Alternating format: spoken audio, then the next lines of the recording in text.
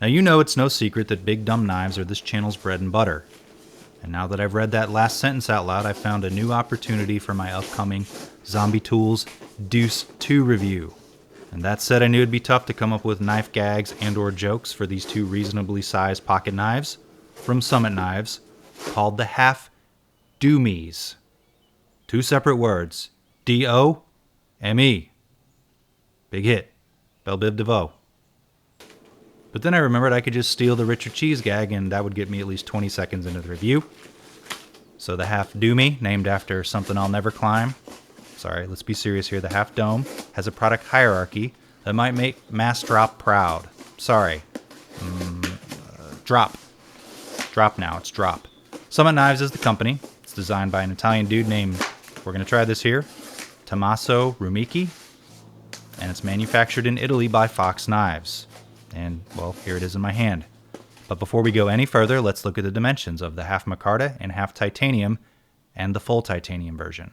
Like the overall length and weight. Note that the only real dimensional difference, which actually sounds kind of deep, the only real dimensional difference is in the weights because micarta is lighter than titanium. Blade size and cutting edge. Note that I haven't been prying with it. The tips come conveniently pre-broken, saving you the time from doing it yourself. Handle size and grip area. Can you believe I've never broken a tip on a knife? I mean, that's a true story. Spine thickness and handle thickness. Now you're probably asking, bro, how do you look under rocks for spiders or pry open doors for ya lady? Tallnesses. Good question. Another good question is why tallnesses is plural when there's only one tallness. The Summit Half Dome is designed to be an inoffensive light everyday carry knife, I suppose, for people not interested in making up for what the Lord didn't want them to have anyway, meaning that it's kind of small. It features a drop point, reverse tanto-ish, satin finished, flat ground blade made from the M390. The M390 is a well-rounded super steel that holds its edge a long time, is harder to sharpen than a poorer person's steel, and has a high resistance to corrosion. Oh, so it's stainless steel. Boy, don't you ever refer to the M390 as stainless. It's highly corrosion resistant. Soy boy. So I guess you could call it stainless if you really wanted. So you might notice the tip and ask, what's up? Now I'm getting into some light knife theory here, or meaning I'm just making some shit up, but I have seen some knife designs that killed the point or the tip, and I think Benchmade actually has a new one that I didn't want to review. I think these generally work better when cutting close to things you don't want to poke, like a belt or a strap or a vine. In search and rescue, if you'd rather not hurt the people any more than they're currently hurt, it's the half dome, climbing. A climber's knife. Just cut the rope! You're gonna kill your sister! Okay, so is it just me, or did the knife in that scene look like a 110 or 112? I mean, of course it was. That said, the blade comes with a very sharp edge. Of course, the half dome and not the buck. Lockup and deployment. The half dome comes in 3-handled trims. The half natural micarta and titanium, or the half and half dome, if you will. The black micarta and titanium, and then the full titanium handled. Meaning the different trims mostly affect weight. Micarta, of course, will be lighter because it's fabric bound by resin. But the lock side on all three, or the lock side as they call it, is made from a piece of titanium with hardened steel inserts, or a hardened steel insert to prevent wear on the softer titanium lock, or whatever. Without going into the whys, some companies like the Chris Reeve Knife Company just leave the titanium there. They don't actually put a hardened piece of steel there for the lock side. And it works pretty well. The full titanium knife looks to have a tumbled or stone-washed titanium finished handle, and the half micarta looks to be a smooth satin finish, at least on the titanium side.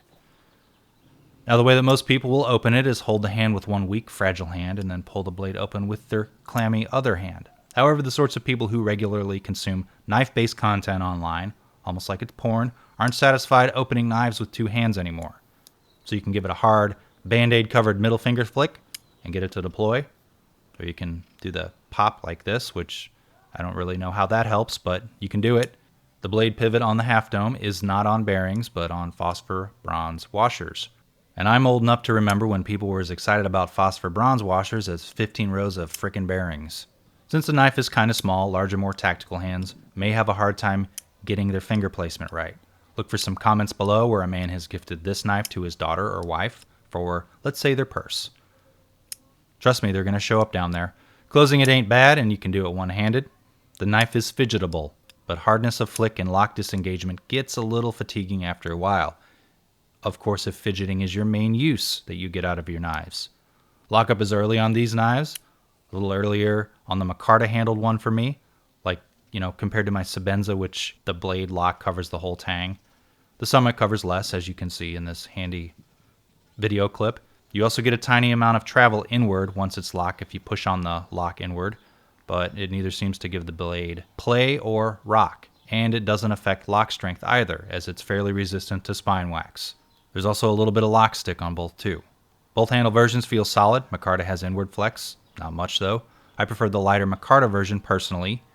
Now in the average sized dude hand it's a little small. It's comfortable, though you feel a little bit of the jimping on the front section of the handle underside, which seems to be there because there's not much of a finger guard. However, the knife is finished well and you don't feel any sharp parts as you're fondling it in your hands. Not the smoothest I felt, not like my Hawk Mud, but it's pretty good. The pocket clip. The titanium version and the micarta versions have two different clips that aren't swappable between knives, not even if you've thrown your keys in the bowl. Sorry, I haven't done a good key party reference in a while in one of these videos. Now the full titanium one, the clip has several different positionable possibilities as long as you like tip up, blade backward in the right pocket only, or tip up, blade backward in the right pocket only. It goes in the pocket smoothly because the ball tip, I literally have no idea what that part's called. Also, I really don't care, so spare your comments. The wire version is a little deeper of a carry and flippable to the right or left side in a tip-up configuration. So the wire clip is the best because it's swappable, deeper carry, and easy on the pocket. I found it's a little harder to put the titanium one in the pocket because you have to lift up on your fingernail a little bit. The wire clip does slide in the pocket easier. Comparisons. First the micarta versus the full titanium. One, of course, has a handle slab made out of micarta, or you'd call that the show side if you're a person into using irritating niche terms. Mainly it cuts down on the weight, which is what I like. Also, the pocket clip is more functional on the micarta version, like I mentioned like 2 paragraphs ago. I guess go with the titanium if you want a sturdier hand feel. Sturdier or solid, of course, in the hand is code word for heavy in knife reviews, especially when you're sponsored by the knife company you're doing the video for. Now the Para 3 from Spyderco. The Para 3 is a quick deployer, better looking to me, but still small. I do like the natural micarta handles. I know the trend is now to buy the natural and dye it, but I think that's a terrible idea, but of course no one asked me what color they should dye their natural scales. Anyway, when I carry something from the military series, it's generally the Paramilitary 2 knife, when I'm of course not carrying one of my other 50 knives.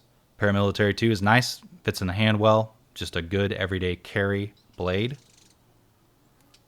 Let's look at the Spyderco Delica, just to keep with all Spydercos here for whatever reason in the Warncliffe style. This knife is not a fast deployer, but I guess you flick the hole hard enough and you can do it. Might give you the fidget owies if you do it enough. Fidget owies are a real thing for modern knife bros, you know that. Although a little below paper cut on the pain scale. Alright dudes, let's wrap it up. Summit Knives asked me if I wanted to review these, and I said yes because a few subscribers were asking about them. So a big thanks to those guys and gals, and also my mom and your mom, and the Lord for giving me enough talent to make videos on YouTube. Summit is a fairly new knife company. This may be their first release. I mean, it actually is their first release because I had to check their website to be sure. Look for an upcoming giveaway on the Instagram for the full titanium version with tumbled handles.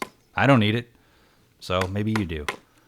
These knives retail for about $175, so I wouldn't call them a budget knife. I mean, if you have a large budget, then I guess it would technically be in your budget. Kind of has that Voxnays look and feel, although it ain't one. His designs are generally not my favorite, but that's okay because I had several people tell me the Mud Auto is a hideous knife, so that's my way of lashing out in anger. The Half Dome is a well-constructed knife with premium materials.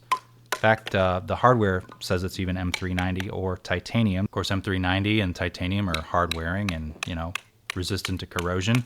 And believe it or not, I've been carrying these because, my current job generally likes smaller, more compact knives. So I brought these along for stripping jackets off network cables, Cat 5, Cat 6, instead of the right tool for the job, a wire stripper, or just quitting altogether to pursue my dream of being a shitty YouTube personality full-time.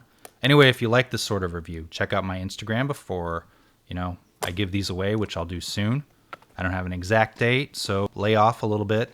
Check out my Patreon. These are all my cool patrons who help this channel take up space somewhere on a Google server, so you're welcome, Internet. Baton that like button, subscribe, comment. Thanks for watching.